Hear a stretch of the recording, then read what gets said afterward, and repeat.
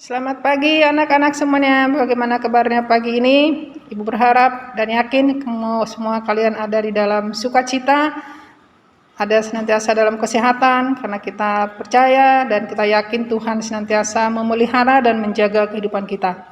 Nah, anak-anak, pagi hari ini kita akan memulai chapel kita, dan sebelum kita memulai chapel, kita lebih dahulu berdoa. Kita berdoa ya, semuanya lipat tangannya dan tutup matanya. Kita berdoa. Bapa yang baik, kembali kami ucap syukur kepadamu. Terima kasih Tuhan untuk pagi hari yang indah ini. Terima kasih untuk hari yang baru yang Tuhan sediakan bagi kami. Setelah Engkau bangunkan kami dari tidur kami yang nyenyak. Terima kasih Tuhan untuk kesehatan, kehidupan yang Tuhan berikan bagi kami. Dan di pagi ini Bapa, sebelum kami memulai aktivitas kami mau bernyanyi, berdoa, bersyukur kepadamu sebagai ungkapan pujian kami kepadamu pagi hari ini. Terima kasih Bapa yang baik, peliharalah hati dan pikiran kami, terutama hati anak-anak ini, supaya mereka membuka hati mereka untuk bersyukur kepadamu, dan biarlah lawatan Roh Kudus-Mu senantiasa hadir di hati dan pikiran mereka, sehingga pujian ini sungguh hanya memuliakan nama Tuhan. Terima kasih Bapa yang baik, ampunkan segala dosa dan kesalahan kami, sehingga kami layak di hadapan-Mu. Terpujilah Bapa, dalam Yesus Kristus kami ucap syukur dan berdoa. Amin. Selanjutnya kita sebagai ungkapan syukur kita untuk selanjutnya, kita bernyanyi dengan judul Allah Itu Baik. Allah itu baik, sungguh baik bagiku, ditunjukkannya kasih setianya. Dia menyediakan yang kuperlukan, menyatakan kebaikan, menyatakan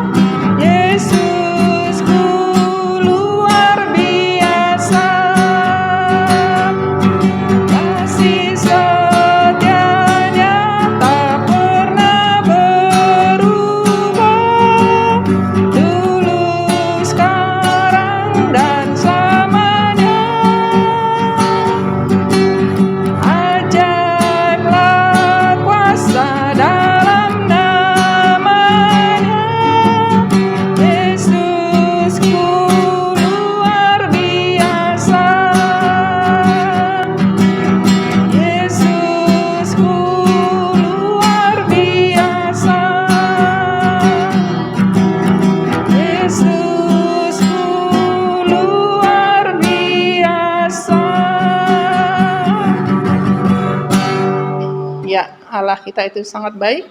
Dia senantiasa menyediakan apa yang kita perlukan. Dia senantiasa hadir dulu, sekarang, dan selamanya. Nah, untuk berikutnya kita akan mendengarkan firman Tuhan. Tapi sebelum kita mendengarkan firman Tuhan, kita kembali mengangkat satu pujian dengan judul Roh Kudus yang Manis.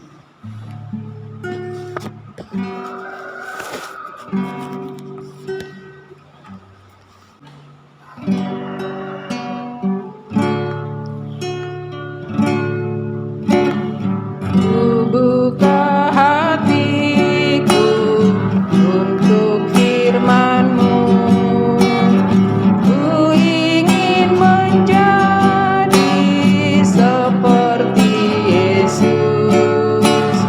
Berfirman-Lah Tuhan, ku mau mendengar dan melakukannya setiap hari. Roh Kudus yang manis, tolong aku menuruti firman Tuhan. Roh Kudus yang manis, jadikanku anak Tuhan yang manis. Buka hatiku untuk firman-Mu. Ku ingin menjadi seperti Yesus.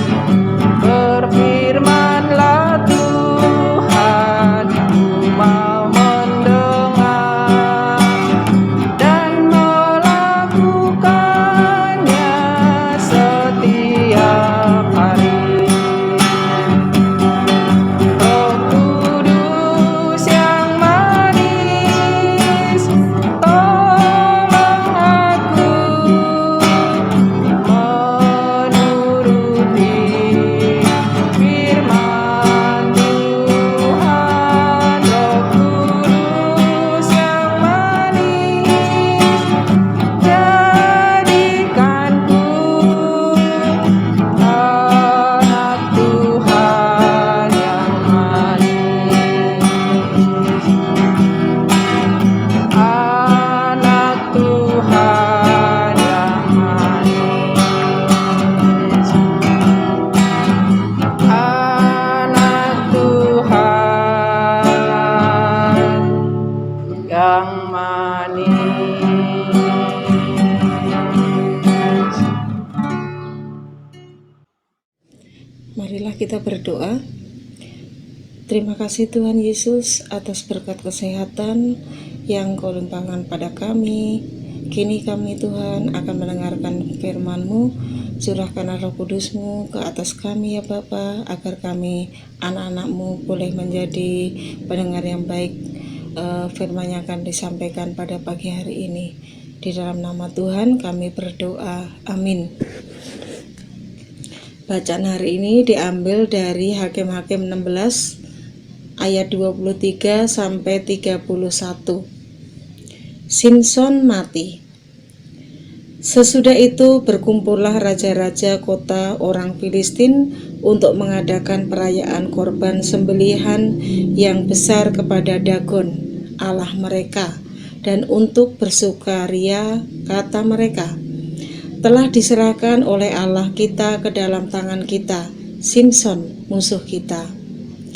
Dan ketika orang banyak melihat Simson, mereka memuji Allah mereka sambil berseru, telah diserahkan oleh Allah kita ke dalam tangan kita, musuh kita, perusak tanah kita, dan yang membunuh banyak teman kita. Ketika hati mereka riang gembira, berkatalah mereka, panggillah Simson untuk melawak bagi kita. Simson dipanggil dari penjara, lalu ia melawak di depan mereka. Kemudian mereka menyuruh dia berdiri di antara tiang-tiang. Berkatalah Simson kepada anak yang menuntun dia, "Lepaskan aku dan biarkanlah aku meraba-raba tiang-tiang penyangga rumah ini, supaya aku dapat bersandar padanya." Adapun gedung itu penuh dengan laki-laki dan perempuan. Segala raja kota orang Filistin ada di sana. Dan di atas sotoh ada kira-kira 3.000 orang laki-laki dan perempuan yang menonton lawak Simson itu. Berserulah Simson kepada Tuhan. Katanya, "Ya Tuhan Allah, ingatlah kiranya kepadaku dan buatlah aku kuat. Sekali ini saja, ya Allah, supaya dengan satu pembalasan juga kubalaskan kedua mataku itu kepada orang Filistin." Kemudian Simson merangkul kedua tiang yang paling tengah penyangga rumah itu, lalu bertopang kepada tiang yang satu dengan tangan kanannya dan kepada tiang yang lain dengan tangan kirinya. Berkatalah Simson, "Biarlah kiranya aku mati bersama-sama orang Filistin ini." Lalu membungkuklah ia sekuat-kuatnya, maka rubuhlah rumah itu menimpa raja-raja kota itu dan seluruh orang banyak yang ada di dalamnya. Yang mati dibunuhnya pada waktu matinya itu lebih banyak daripada yang dibunuhnya pada waktu hidupnya. Setelah itu datanglah ke sana saudara-saudaranya dan seluruh keluarganya. Mereka mengangkat dia dan membawanya dari sana, lalu menguburkannya di antara Syora dan Esitaol di dalam kubur Manoah ayahnya. Dia memerintah sebagai hakim atas orang Israel 20 tahun lamanya. Anak-anak, bacaan hari ini yaitu judulnya Simson mati dengan tema Tuhan mengingat. Anak-anak masih ingat ya cerita tentang Simson yang anak-anak dengar pada hari Selasa, di mana adalah Simson dan Delila. Delila itu adalah istrinya Simson yang tidak taat ya, tidak mencintai Simson dengan sepenuh hati. Akhirnya Simson dibocorkan yaitu rahasianya oleh Delila, karena Delila membujuk Simson, merayu-rayu tentang kekuatan yang dimilikinya. Pada akhirnya karena Simson ini cinta pada Delila, akhirnya membocorkan rahasianya. Nah, yang terjadi apa ya kira-kira setelah rahasianya dibocorkan, yaitu Simson tidak memiliki kekuatan lagi, kekuatannya hilang. Ya, kenapa? Karena Simson tidak taat kepada perintah Tuhan. Yang tadinya Simson adalah terkenal orang yang kuat, badannya besar, memiliki kekuatan yang luar biasa, menjadi lemah. Kekuatannya hilang. Ya, itu semua dikarenakan Simson mengingkari janjinya kepada Tuhan. Untuk apa? Untuk apa, anak-anak? Masih ingat? Yaitu untuk tidak mencukur rambutnya. Karena dari lahir memang Simson itu rambutnya tidak pernah dicukur. Karena Tuhan mentahirkan ya, Simson ini tidak boleh mencukur rambutnya. Nah, lalu apa yang terjadi dengan Simson setelah ia tidak lagi menjadi orang yang kuat? Yaitu Simson ditangkap oleh orang-orang Filistin. Tidak hanya itu, Simpson menjadi bahan olok-olokan atau diejek, dipermalukan, dihina, ya, di depan orang banyak. Bahkan Simpson matanya yang sudah buta karena dicungkil, yaitu disuruh melawak, ya, disuruh melawak dengan mata yang dengan mata buta karena memang dicungkil orang-orang Filistin. Nah, pada saat situasi seperti itu, ya, Simpson tetap menjalaninya karena itu adalah sebagai konsekuensi, karena pada saat itu Simpson mengingkari janjinya kepada Tuhan. Nah, kira-kira, ya, apakah Simpson tetap percaya pada Tuhan? Iya, yaitu Simpson tetap meminta pertolongan kepada Tuhan. Kira-kira Simpson doanya didengarkan, doa Simpson didengarkan oleh Tuhan tidak ya? Wah, ternyata Tuhan itu baik ya. Yaitu Simpson dapat kembali kuat karena Tuhan mau mendengarkan doa Simpson. Doanya dikabulkan. Nah, ternyata Tuhan itu tetap mengingat ya, tetap mengingat, tetap menyayangi Simpson dan tetap memperhatikan. Bahkan doa Simpson didengarkan oleh Tuhan dan dikabulkan. Kenapa? Karena Tuhan tidak pernah berpaling kepada Simpson. Tuhan juga tidak pernah berpaling kepada siapapun. Nah, untuk kedua kalinya ya, dan terakhir kalinya sebelum Simpson yaitu mati, Tuhan memberikan kekuatan kepada Simpson untuk mengalahkan orang-orang Filistin, yang pada saat itu Simpson dipaksa yaitu menghibur, melawak untuk naik di atas panggung, dituntun oleh seorang pemuda, tapi Simpson mengatakan, lepaskanlah saya, biar saya akan jalan sendiri, ya. Nah, seperti itu.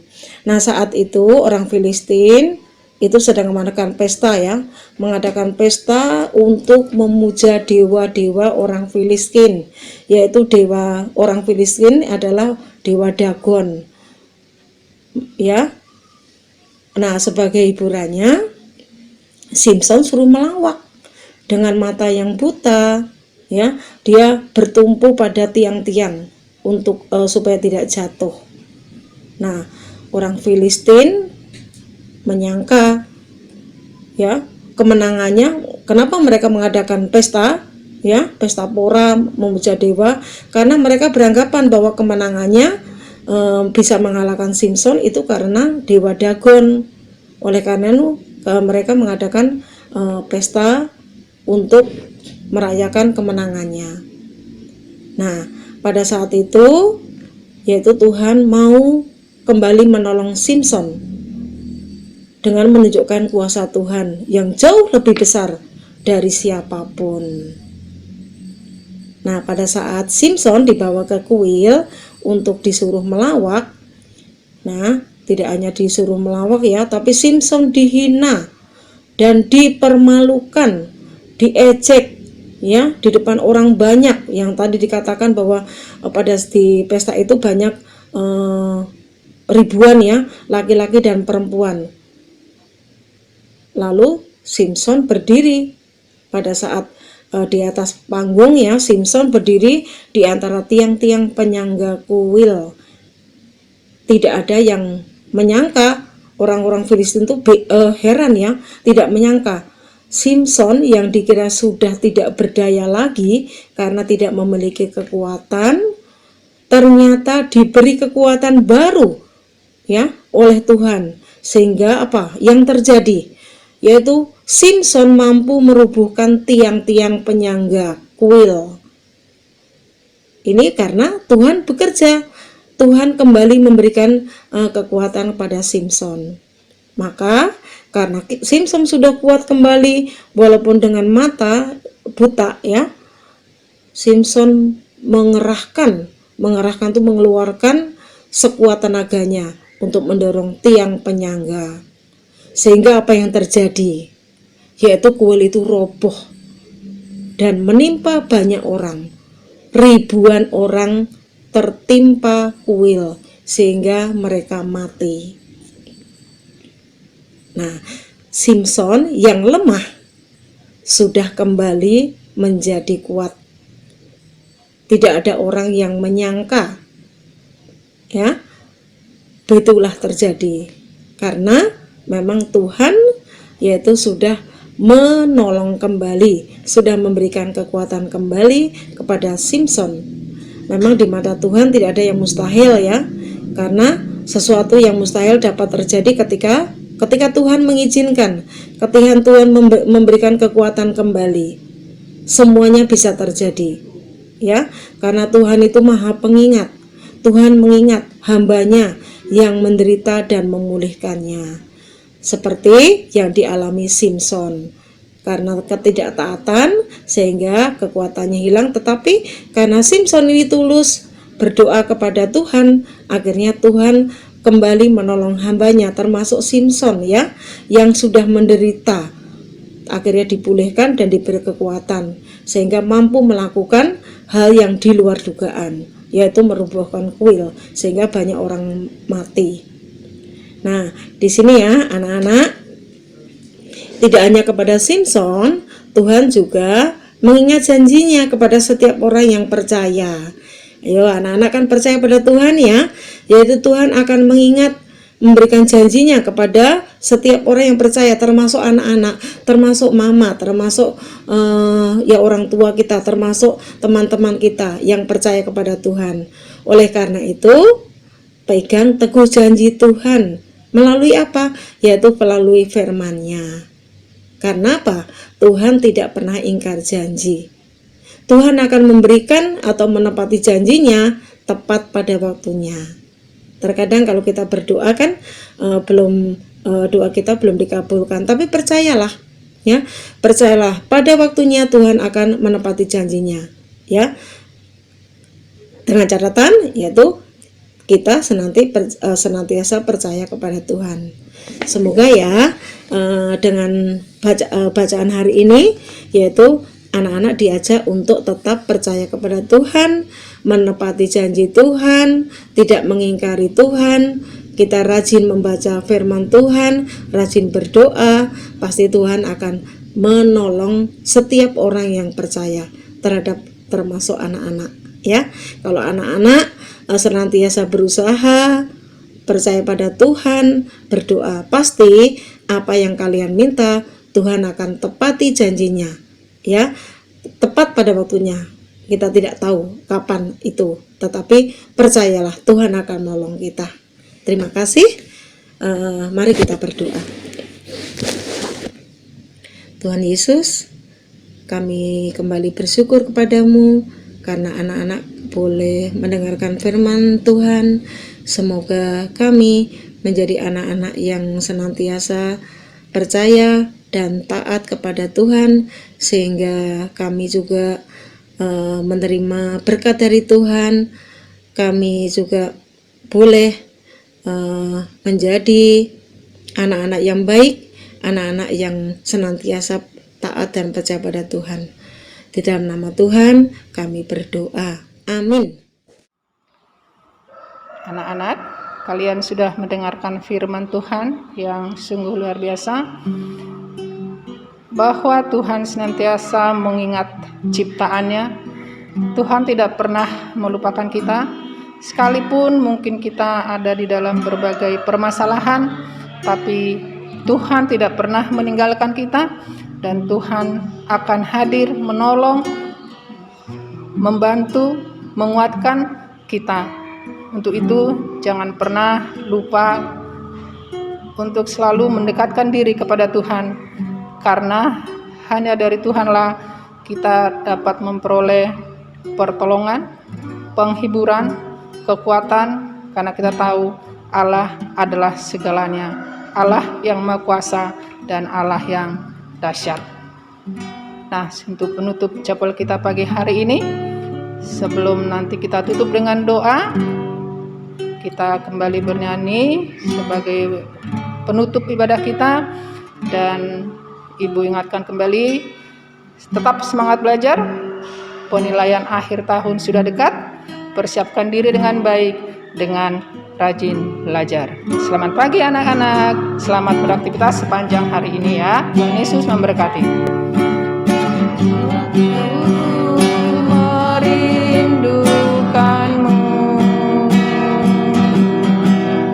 ya Allah yang hidup, jiwaku haus kepadamu, ya Allah yang hidup. Bersyukur kepadamu, sumber pengharapanku, penolongku dan Allahku, tiada yang sepertimu.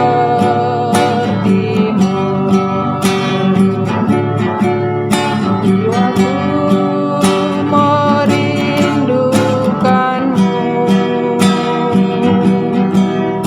ya Allah yang hidup,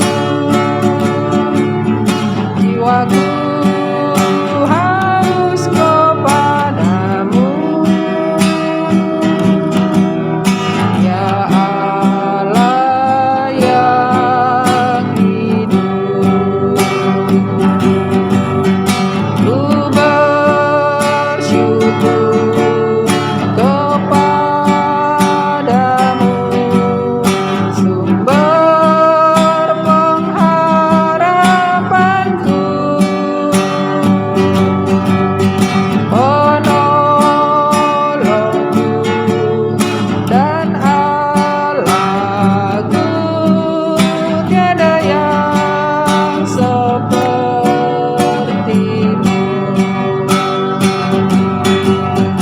Ku bersyukur kepadamu, sumber pengharapanku, penolongku dan Allahku, tiada yang sepertimu, tiada yang sepertimu, tiada yang sepertimu.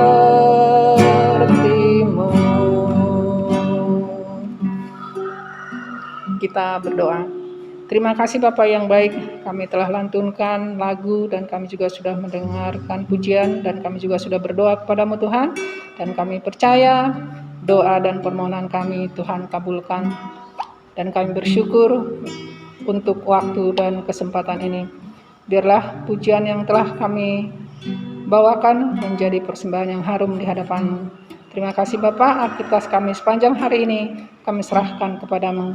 Engkau tuntun anak-anak ini di dalam belajar mereka, sehingga mereka dapat memahami dan mengerti apa yang mereka pelajari. Terima kasih Bapa, terpujilah Engkau. Jadikan kami pelaku firman Tuhan di dalam kehidupan kami. Dalam Yesus Kristus Tuhan, kami ucap syukur dan berdoa. Amin.